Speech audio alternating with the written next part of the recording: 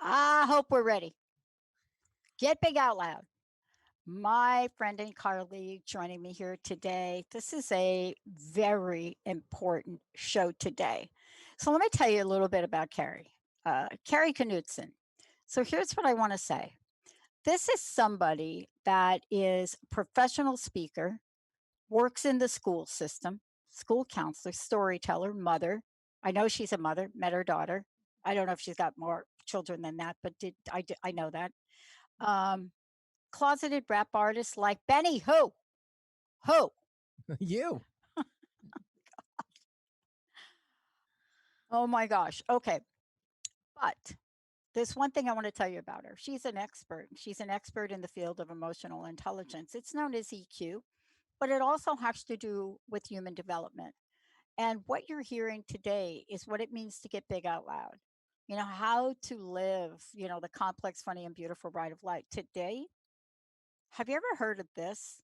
Have you ever heard of what it means to optimize your emotions in extraordinary times? Now, that's the key for all of us today. You know, what is it about feelings that some grow up with, don't feel anything, suck it up?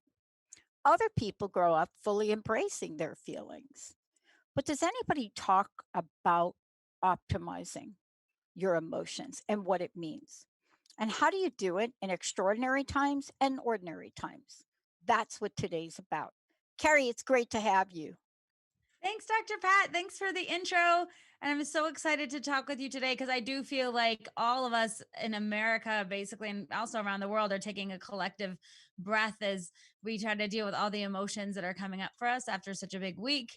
And I'm really excited to talk about emotions and feelings, even though I know some people are like, oh, no, feelings, that, like you said, some of us like forget about it, resist them, put them away. I don't have time for that.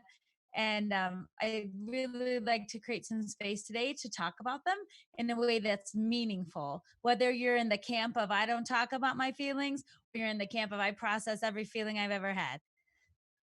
And, I'm so glad we're talking about this today. I don't know if did we plan this to talk about today or not? No, I think, well, we kind of had it in our idea bucket, but I thought it'd be perfect for today after the week we've had. Well, and it's really important to talk about because feelings, especially when we're dealing about things in our lives that affect us directly, and those are multiple layered things. Let's talk about that for a moment. Let's talk about the things in our lives, right? Uh, on a personal level, how often have you felt that you got a bad rap? I mean, look, I was arrested at 19 for something I didn't mean to do. The question was, did I do it?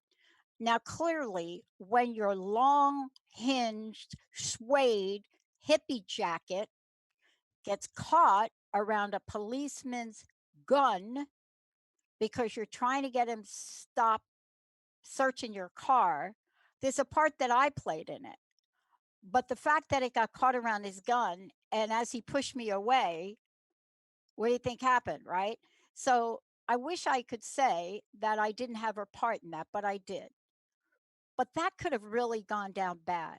How often do we feel life is not treating us fairly and that our feelings literally drive us to the point of resentment, anger, and literally breakdowns?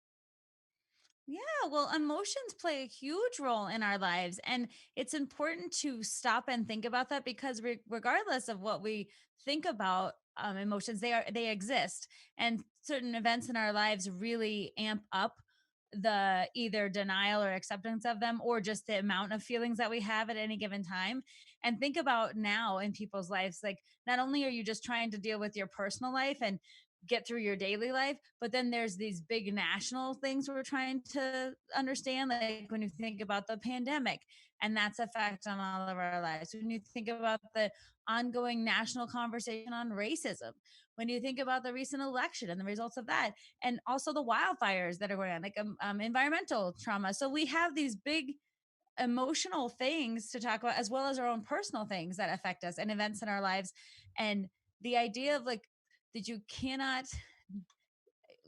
experience life without experiencing emotions.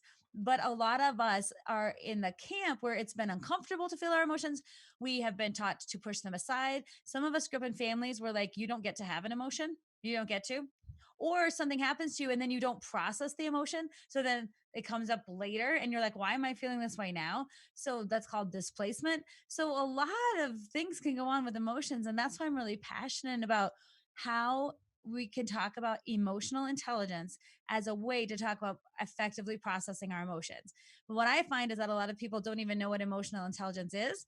It's a term that we throw around very casually, like we're all just supposed to know what it is, like EQ. Oh, did you read a book or read an article? But when I ask people what it is, they're silence. And some people are like, well, am I good with my feelings? Does it mean that I cry sometimes? And then other people get hooked up with a kind of idea that EQ, it actually stands for emotional intelligence. Why do we call it EQ, for emotional quotient? Well, they people wanted to compare it to IQ, EQ, to have a way to compare it. So we got to get over. You can say EI, you can say EQ. Two things can be true at once.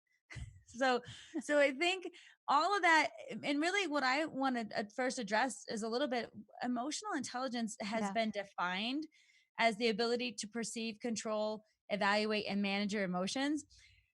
And that's a really tall order.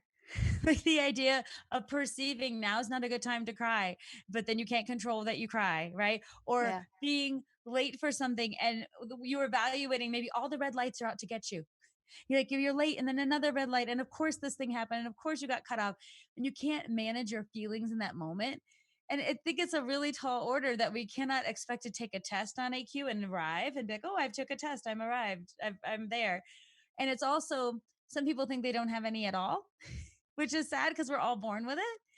And I also think, so that's the first complicated piece, and then the next complicated piece is that the idea of controlling your emotions to me is ridiculous. I think that we have to change the definition of EQ to talk about expressing our emotions and optimizing them. Because really, how many, I mean, have you ever been, Dr. Pat, like when you think about controlling your emotions? Yeah. Like, I mean, and we now know what that means to us. I mean, not everybody does, but most people now know there's a direct connection between that. So the question that I was asked a long time ago by a really smart naturopath was, where do you think your emotions go, Pat, when you're controlling them? Do where they did get you, my I said, I don't know, I give up. And she said, they go nowhere. They're in your body. But you made a really good point, and I want to make sure people understand. When we say emotional intelligence, people think, wow, wait a minute. Is that like IQ? And mm. it's really not. It's so much more important to how we navigate the waters of life, isn't it? Oh, yes. And I think IQ to me is something you just got by the way your brain was formed at birth, your neurons and how they all came together. You got it. You get a number that you really have no control over. Good job. I mean, you can learn things and grow, of course, but your IQ is not going to change markedly over time. And I think when you compare that with EQ, I feel like a lot of people can be smart in their jobs and know how to make the widget or do the thing. But where I see most problems, especially when I do consulting with organizations, no one is calling me because someone can't make the widget or do the job. It's how they do the job. It's how they engage with people. It's how they manage their emotions. It's how they show up and engage in the world that makes work problematic for other people and therefore environments where you have to come in and talk about it. And that's the part to me where I feel like EQ is where we should make the investment in our growth, because it is not stagnant, and it grows and shifts and moves depending on how we are. And we don't just arrive at it. Like any given day, I could feel like very confident about my EQ and my abilities, but it might have to do with how much sleep I got the night before, Hmm. what else is going on in my life, right? How confident I am about something. And on any given day, I could feel really, really in a tough space around my emotions. And that could have to do with feeling judged or feeling overwhelmed. And so day to day, our ability to process our emotions changes depending on so many factors. So I feel like, again, IQ static, you get your score, it's what it is. EQ, room for growth, opportunity, and it's not stagnant and it's changing. And I love that because it means it has potential. You have it in you already, and you have potential to learn how to optimize it. And that's why I love talking about it so much. I love when you talk about it. I want to ask you about this because I alluded to it before, and certainly this has been my history. And I've shared a little bit about what the first 17 or 18 or 19 years of my life was like. But needless to say, did I run the gamut on what you're calling displaced emotion? Can you talk about that? Now, for me, my version of it is, yeah, those are a rotten 20 years. And the minute I turned 21, I was just going to numb everything. What is displace emotion or displace an emotion? What does that mean? And what have you seen in your experience? And Carrie, one of the things I love about this is it's not just we're talking about individuals, but let's talk about individuals. Then we can talk about organizations. And then you can even go broader as to what we're seeing in the world, period. What is your sense of this? What have you learned? So I feel like with displaced emotions, they are the center at why we have a hard time optimizing our emotions.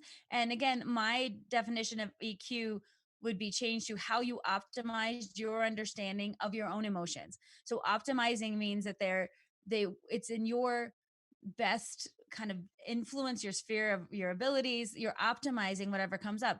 When you have displaced emotions, so what happens when you displace this emotion is something happens in that causes an emotion or feeling, and you do not have either time to process that, or you don't want to, you deny it, maybe you diminish it, you judge it, or you're told don't be such a baby, stop crying, man up, this isn't a big deal, like other people diminish your feelings, or you might diminish, like this isn't a big deal, I should just get over this, everyone else is fine, why can't I?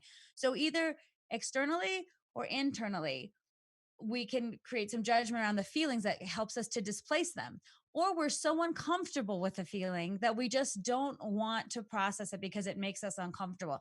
A lot of people feel this way with crying, like the physical manifestation of being sad is sometimes crying, and the act of crying is very hard for some people to experience.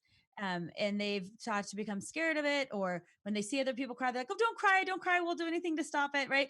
So this causes a lot of displaced emotion internally and within our own kind of social structure. And think globally, we're not really existing in a time where it's like, go ahead, feel what you need to feel. Like it's like pull it together, move on. This train has left the station. It's harder for people to talk about feelings. And I've even been mocked in my own profession being a therapist. Oh, you're gonna talk about feelings all day? It must be nice just to talk about feelings and just reduce it to something that's trite instead of something that to me is revolutionary. And the to go back to the idea of displaced emotion is something happens, have an experience, there's an emotion that goes along with that experience. If I choose not to process that and just it gets displaced, what happens is it does, like your like your friend said, it doesn't go actually anywhere. It shows up in our bodies sometimes, or I like to think of it as our stockpile of emotions over here. So let's say something happens and you're feeling frustrated and upset, and you've had that feeling multiple times and you don't process it. And then one day you trip, and what normally would be you just trip over something, you're like, damn it to hell, who left this thing on the floor? And you it's an overreaction to something that you're just that almost surprises you, right? Or maybe you're having a lot of sadness that you've again stockpiled in a different in a way, and it shows up in your body as a rash, or a panic attack or something like that. Or you have emotions stockpiled up, and then you watch, let's say you see a commercial, and all of a sudden it's an emotional commercial and you're crying hysterically at this commercial, but it's really your displaced emotion coming back up to greet you, right? And it's just you need a trigger to kind of let that go. It's easier to cry at the commercial than to cry at the thing you're actually sad about, right? It's easier to be angry at something like trite like that but again, I think of it as a stockpile of emotion where it comes out, and it's going to come out at one point or another. So displacement isn't actually a forever prospect. it will come up. And like you're saying in your 20s, like, I want to turn 21 and forget about it. I How did did that turn 21 and attempted to forget about it. But to be honest with you, that was really temporary. And what I realized about that, in order for me to forget about it every day, I had to numb myself every day. And, Yeah. isn't that sort of the, how should I call it? A pathway. That's a pathway that one chooses. I chose that pathway. Years later, I found out, yeah, how's that working for me? Yeah, it's great to be that crazy when you're 21, but geez, come on. At some point, you got to be like, stop dancing on the table. Well, you're talking about numbing is so important because that is a very common reaction to displaced emotion. So, how do we numb it when it wants to come up? And a lot of people throw themselves into work or activities because as Yeah, long as they're busy, they don't have to think about their stuff. Or we numb it with food, with activities, with alcohol, with some other kind of addiction. And it is a way of trying to manage that, right? And you can see that kind of, again, displacement in the emotion happened. I haven't dealt with it. It's probably stockpiled. Now I want to numb myself to feeling it, or I want to deny that it happened. But when something happens, that it happens, and you are the keeper of all your secrets. So you know how you felt, especially too when sometimes people say you shouldn't feel that way or you're overreacting. We still something inside us that I like to think about our best self is that standing out to be like, you don't know how I feel, and I get to feel how I feel, right? Those fighters, I call your fighting spirit inside of you, it's still there, but sometimes again it gets just diminished because it gets denied or displaced. And then of course we numb things because we most of us want to have a life where we could just keep going, right? And it's yeah, hard to say take some time to stop yeah, and process what just happened to you or what happened to you 20 years ago or why you feel triggered whenever this thing happens or why does anger scare you, right? Sometimes people get scared of their anger or their sadness or their overwhelm. Any emotion tends, sometimes people are scared. Stopping to be like, why does it scare you? Or what's your family story about emotion? Like when you grew up, what did you hear about and see and understand and experience about expressing emotions? Right? So sometimes we have to stop the train for a minute if we want to make real progress around that. And most of people's pain points comes is like, I've stockpiled so much emotion and displaced it. I'm having problems in areas of my life again trying to keep it under control. I feel not like myself. I'm having physical complaints as a result of not expressing my emotions. And so it doesn't, like you said, actually ever go away. But sometimes it gets to a point where people realize I have to do something with this. And my goal and why I started public speaking and not just being a therapist is I feel like lots of people could use this information that will not come into a therapist's office because they are the walking well, they're doing okay in their lives. And but there's still things out there that are lingering that they don't understand, but they might not go to a therapist. And so I said, why don't I take psychology off the couch and bring it to people and start talking and having the conversation around emotional intelligence and hence our feelings so that we can start really to make progress, right? So we don't have to live in pain and suffering. We weren't intended to just survive our lives. And a lot of us act like that's the best we can do. And that's one of the reasons I'm passionate about this. one of the things I want to ask you about too is as we look at this, we look at the role it plays. Let's take a moment, if we could, to look at the role emotional intelligence plays. Because until the words emotional intelligence came out, we didn't really have a sense that there was anything, Carrie, that we could do. Right? Do you know what I mean? It was almost as if I'm going to feel my emotions and so what. Today, you're talking about optimize your emotions. Let's talk about that because there's control your emotions, there's minimize your emotions, there's protect your emotions, there's emotions, but optimize, does that mean that there's an optimum state that people could call into being in the middle of, let's just say, an election, whether you're a candidate won or not? Or how about COVID 19? Or how about your family? Or how about the relationship you're in? See, because optimize is so not control. Definitely, definitely. And I love you were the one that brought up that word optimize when we talk about, and I hinged on that so much because the idea of optimizing your understanding of your own emotion and optimizing in that place for you. Because to me, maybe optimizing my emotions on a certain day might be that I just express them and let myself have a moment of healthy expression, right? And that I give myself permission on other days, optimizing my emotions, it might be just getting through the day in one piece so I can get home and do what I need to do and then take some time later to process that. Like optimizing your emotions isn't a race. It isn't you should do it like someone else. It's also like how you express yourself.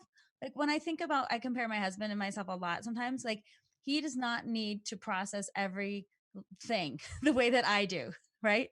He comes from a different world where he's like, stop projecting things on me. Cause I'm like, what are you actually feeling? What do you mean? He goes, I have a couple of emotions: hunger, tired, overwhelmed. He's like, but you seem to have more of a rainbow color of emotions. He goes, but stop projecting on me because this is how I am.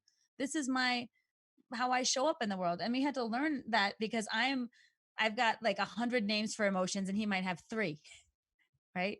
And so not comparing the way you process is right or wrong compared to somebody else. So optimizing your emotions might be I need to get my needs met in some way and say what I'm really feeling. Or I need to set a boundary with someone and say, please stop saying that to me, or I get right to my feelings. Or it may mean I have to function at work. So I need to find a productive way to express my emotions that's healthy, knowing that I can't run around being like, the sky is falling, right? How do we find ways to productively express our emotions, right? And so I think for everyone, you have to look at your own self, your own needs, and your own, what I call the range that you might have on a spectrum of emotion, how much you need to process or how little. And again, sometimes we come from families or demographic groups where, like, one of my friends in the Midwest, he's like, we don't cry. He's like, I'm from the Midwest. We don't cry in the Midwest. He's like, our feelings are good, bad, and forget about it. And I have to laugh sometimes because that's his story that he's told himself about what it means. And East Coasters sometimes thinks life is moving too fast to have feelings. We just move on to the next thing. What do you mean feelings? I'm already on to the next thing. And, that's some of my East Coast friends. I've noticed that. And it's sometimes it's a story we've told ourselves about emotions. Sometimes it's how we personally feel. But I think that a lot of people judge themselves by what they perceive as right or wrong or what other people are doing. Am I too late? Did I miss the boat? And I always say you can't be late to your own party. Wherever you are in your journey of learning how to process your emotions in a healthy, productive way, for you, that might mean the first step might mean accepting that you have an emotion. It might mean even acknowledging the emotion and naming it for what it is. That might be just the first step. But what I like about optimizing your emotions is it goes beyond that into like naming the emotion, experiencing it, validating it, and then expressing it. And to me, that's a great journey to be on. And maybe at the first step, no harm, no foul. That could be a huge thing for someone to be like, I'm going to just sit with this feeling and name that I'm outraged right now Yeah. or frustrated, right? Well, and part of this too, I love what you just said. We're going to talk about this when we come back from break. Part of what you just said is naming it, right? I mean, like, let's just talk about naming it for a minute. How Yeah. often do unless you're listening to this right now and you haven't done this, this is something Linda and I talked about the other day. Like just naming it, just naming the thing. Somebody asked me, oh my God, had to be 10 years ago. I've been doing this for that long. But they asked me, this was in the middle of the whole human potential thing. I don't even know where emotional intelligence was 10 years ago. Maybe not a thing yet, right? It was kind of a thing. It was starting out. It It was starting actually, out. yeah, and it got Daniel Goleman really like helped build it Yeah, up in the 80s. that's it. Yeah. So they said to me, this was the question. I want to talk about this when we come back. They said, Pat, you've interviewed thousands of people. And at that point, I had. And actually, next year, a celebration, it'll be my 10,000 interview. And they said, oh, wait a minute. We need to know from you, what is it you've heard that you could pinpoint as the most powerful they didn't use the word intervention, but I don't remember it, tool that you've ever experienced? What is the most powerful tool? I didn't even blink and I knew the answer. And I want to tell you what that is when we come back. But before we go, oh my Carrie, it's so unfair. Life is so unfair. I don't really understand why it's unfair. I mean, my God, I've been fired from every job I'm have. I mean, why did my parents throw me out? Why did I come home and find all my stuff on the front yard, right? And my car was like, where was my car? My dad said, it's not your car. I gave you the car. So what am I supposed to do with all the crap on the lawn now? Where do you want me to go? Oh my God, what a deck I've been dealt. That's horrible. And by the way, how dare my mother for committing suicide? Jeez, if you could have just hung on. And by the way, let's talk about Ruth Bader Ginsburg. Seriously? That's Let's take a break. When we come back, I just named a few things that might be going on in everybody's mind. But where do they go? Did I get a bad rap? Now, I got to tell you, I just said that, folks, but I'll tell you, I've changed my story because I've been schooled by every host I've ever had on here, including Carrie. We're going to take a short break. Before we do, how do people find out about you? How do they work with you? How do they get your knowledge and expertise to help them navigate? Sure. They come to knutsonspeaks.com. It's KNUTSON speaks, SPEAKS.com. And on that site, there's information about my presentations, both virtual and live, because everything's virtual now, and my coaching packages, and what I'm offering right now. And I'm excited because in January, I'm going to have a new website that offers courses, and I'm going to be starting a membership as well for people who want to connect monthly and dive deep into these topics. So I'll be putting out a lot of information on that. But knutsonspeaks.com is the place to find me on Instagram, Facebook, or on the web. And by the way, we're also going to be doing something like that on the Transformation Network. And Kari Knutson is going to be one of our featured experts as she is now. Why? Oh, let's take a short break, everybody. We'll be right back.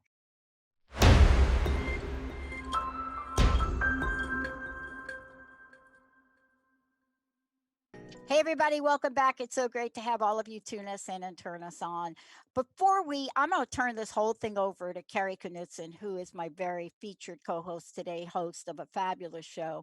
Look, we're talking about emotional intelligence. And here's the thing I want to say to everybody: if you are finding it really difficult to manage your day, to manage an hour of your day, to manage a minute of your day, and maybe something under the surface is gnawing at you. Maybe you're thinking to yourself, are the Seahawks going to get a defense? Or maybe it's something deeper. Maybe it's, how many masks can I buy? Or maybe you go to Costco and you're walking around Costco and you're just watching these kids without masks and you're taking on everybody else's stuff. Carrie is the one. This is where you're going to get help immediately because we don't know what we don't know about emotions unless we are she. All right, tell us one more time, and then I'm turning this over to you, but then I'll share like that question. I'll answer that one because I often forget to answer my own questions. But go ahead, Carrie. How do we do it? So the reason I wanted to talk about this today is because exactly what you're saying. We might have be different dealing with different levels of emotions, and some might be normal things we experience all the time in our quote unquote normal lives, like frustrations over communication or disappointments around certain things.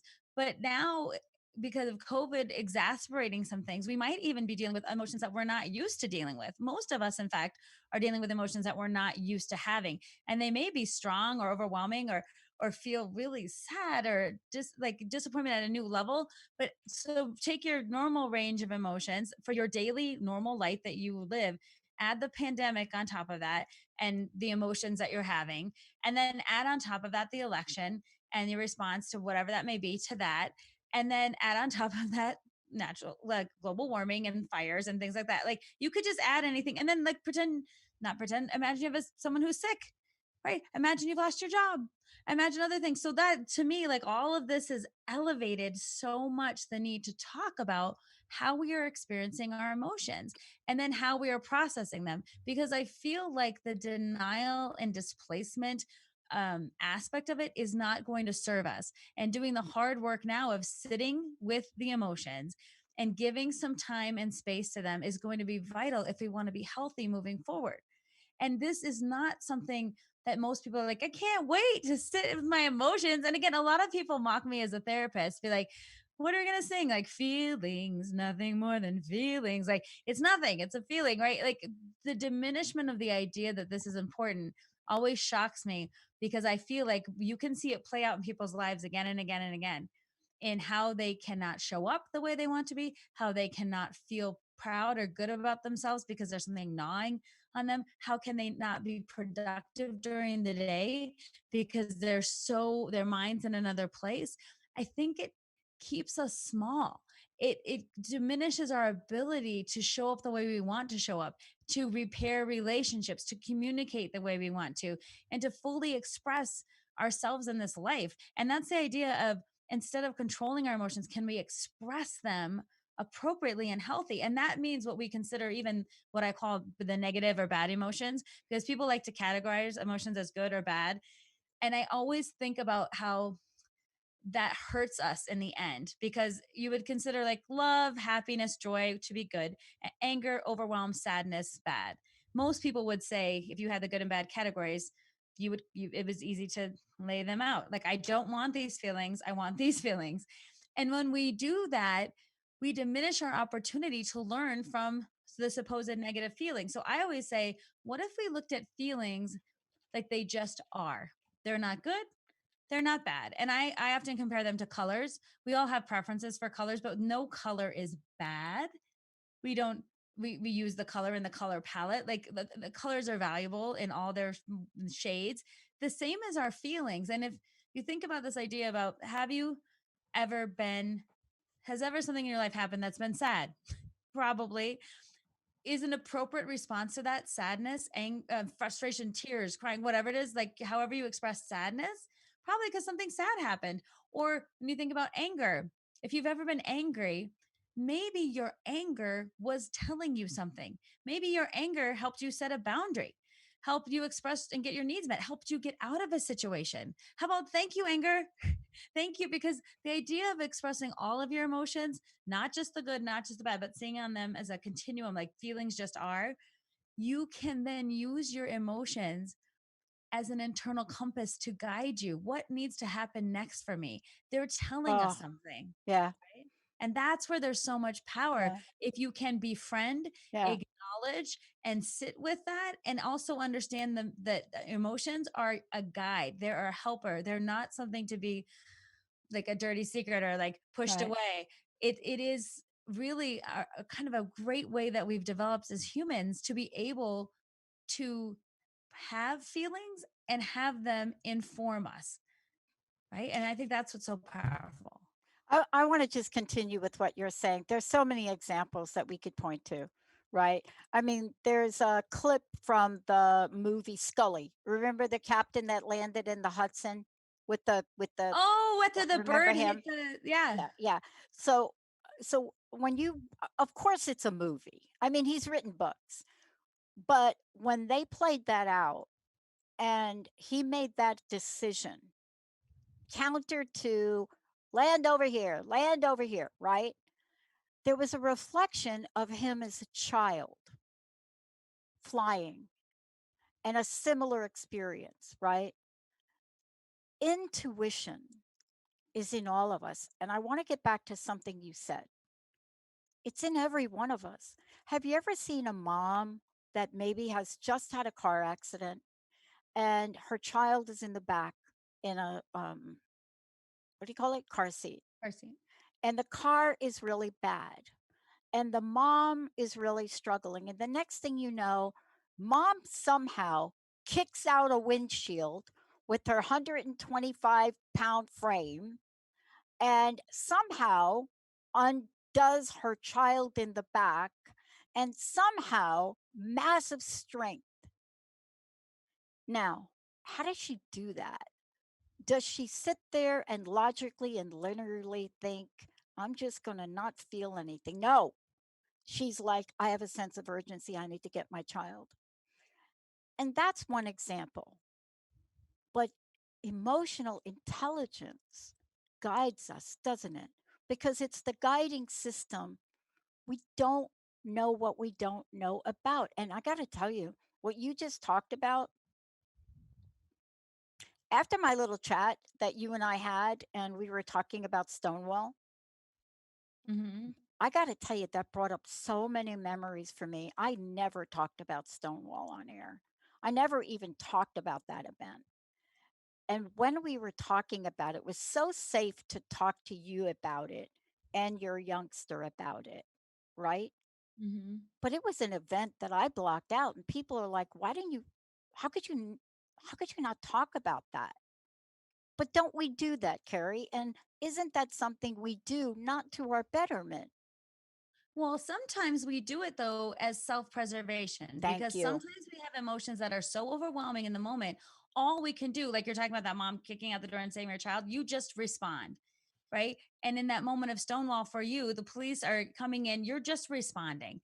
And then it's hard sometimes to say, like, oh, I can't wait to process this. Something overwhelming, scary, tragic happened. And we protect ourselves actually. So I don't think again there's a timeline like you're so wrong for not processing it in that moment. I think sometimes we protect ourselves from having to do that until we're ready. And I often see people as a therapist who are like, why am I having these feelings now? Like all this stuff is coming up for me now. They got triggered by something or something happened. And what I think personally is that sometimes when we're finally in a place where we feel safe enough to express those emotions and talk about it, then they come up. But sometimes they're tamped down because they protect us. We are not psychologically ready to deal with it. We don't have the support. We can't process that much. And I do think that sometimes it protects us not to process in that moment. But what happens is over the terms of our life, if that's our MO for everything, that we don't process our emotions, that's where emotions get stuck, displaced, and denied. And like for you talking about Stonewall, an innocent conversation triggered something, right? And then you start like thinking about and telling your story about your experience. And of course, like you might as well just jump back to your 19-year-old self and all those feelings. That's why the body is amazing because sometimes we can feel like we felt years ago. A song can take us back, a phrase, a color, a smell can elicit emotions in us. And a lot of people call those triggers. And we tend to think of triggers as bad, but sometimes I think of them as beautiful because they help us trigger that thing in us that needs to be processed. And maybe now the reason it's coming up is I'm safe.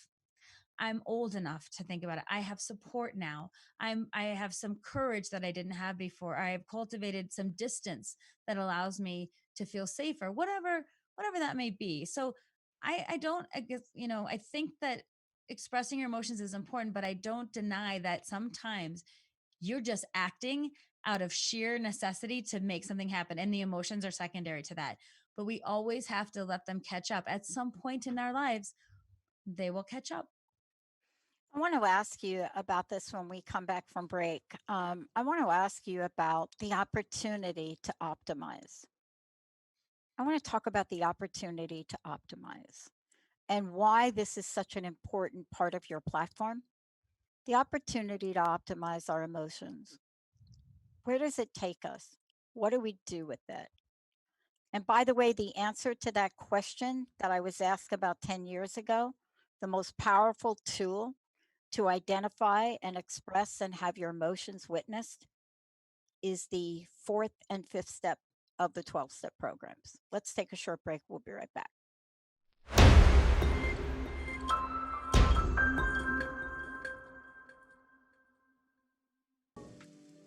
Okay, I love that, Benny. Welcome back, everybody. I want to welcome you back to, of course, Get Big Out Loud with Kari Knutson joining me here today. Optimize your emotions in extraordinary times.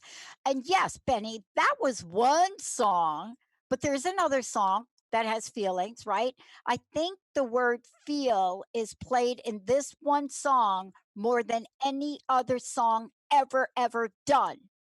And I don't know, Benny, if you could figure out what that one was. I'll give you a hint. Disco, just a little hint, disco.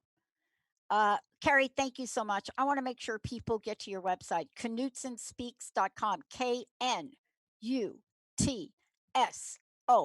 speaks.com, Facebook.com, same thing, Knutson Speaks, Instagram, Knutson Speaks, because she does. She is an expert, emotional intelligence expert. Benny, did you figure out what the song was?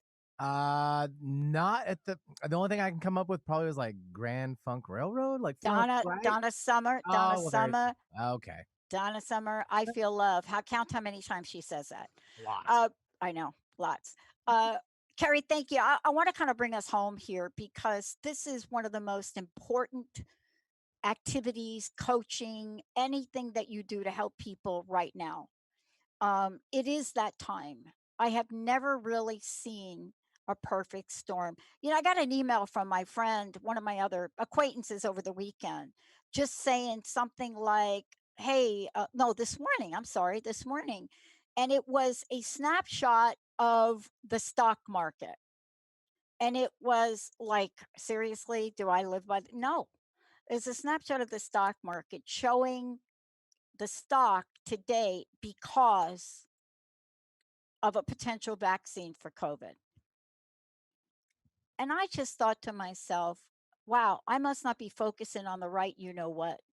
I said, I'm focusing on the rise in the events and what we can do about them, the number of people dying. Two of my friends taking care of parents right now that are hospitalized and or may not make it.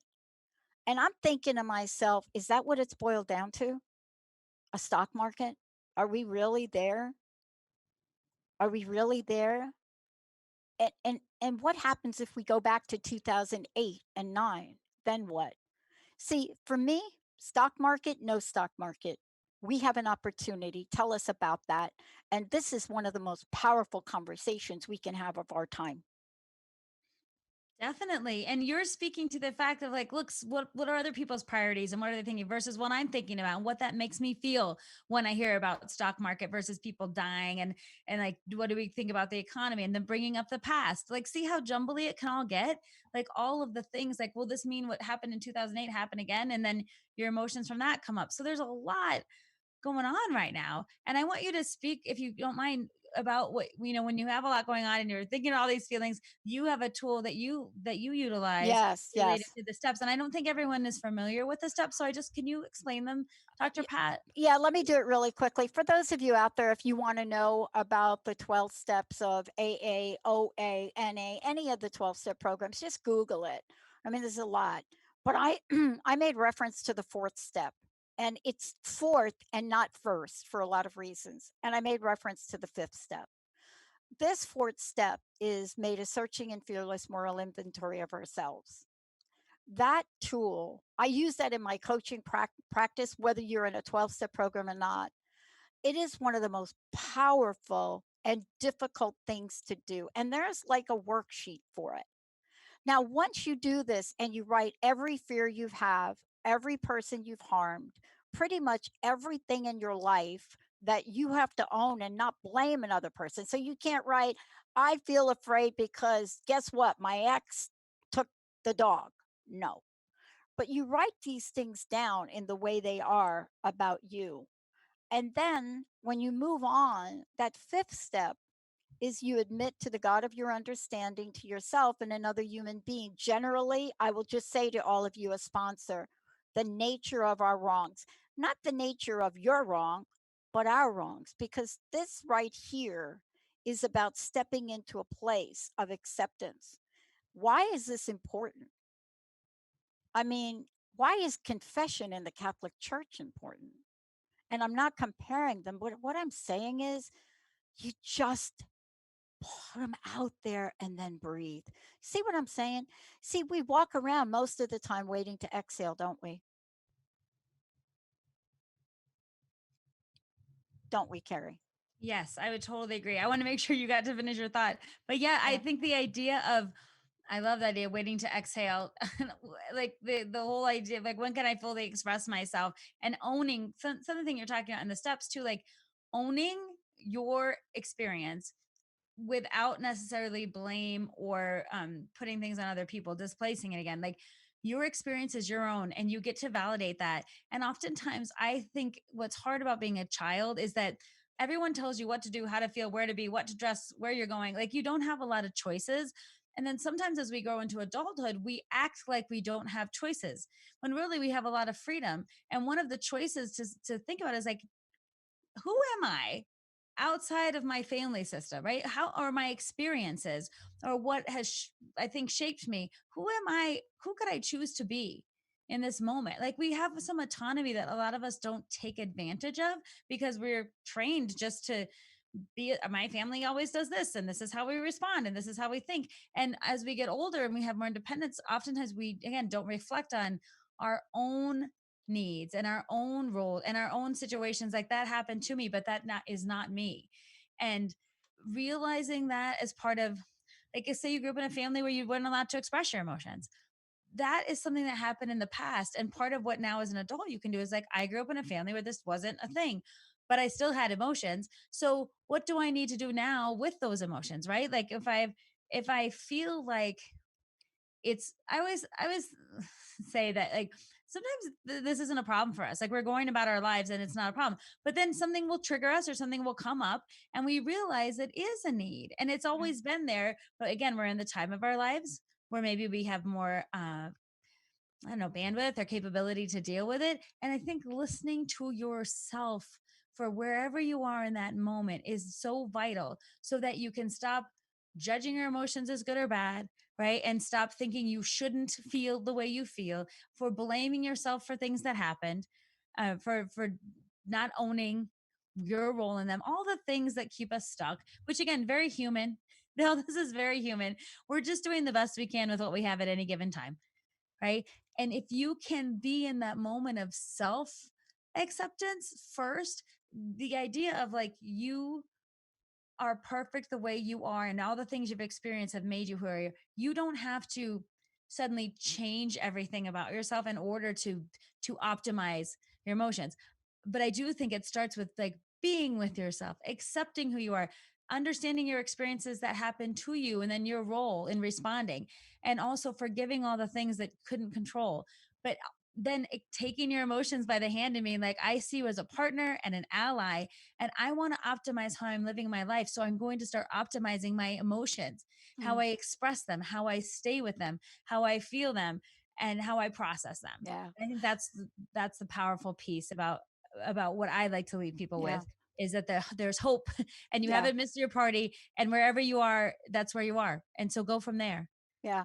And that's what I love about today's show because optimization isn't about bigger, smaller, less than, more than. It is about where you are, just like you just beautifully said, where you are and looking at that moment so that you can optimize your emotions in that moment. And I have to say this, and this is what I want to leave everybody with. I didn't take this journey alone. I have a lot of stuff I had to take care of. And I don't recommend that to anybody. And that's really in honor of you and the work you do with others because it's a rough journey to take anyway. And it is absolutely a horrific struggle to try to do it alone. Kari, thank you so much for today. Please give out your website again and personal message if you don't mind.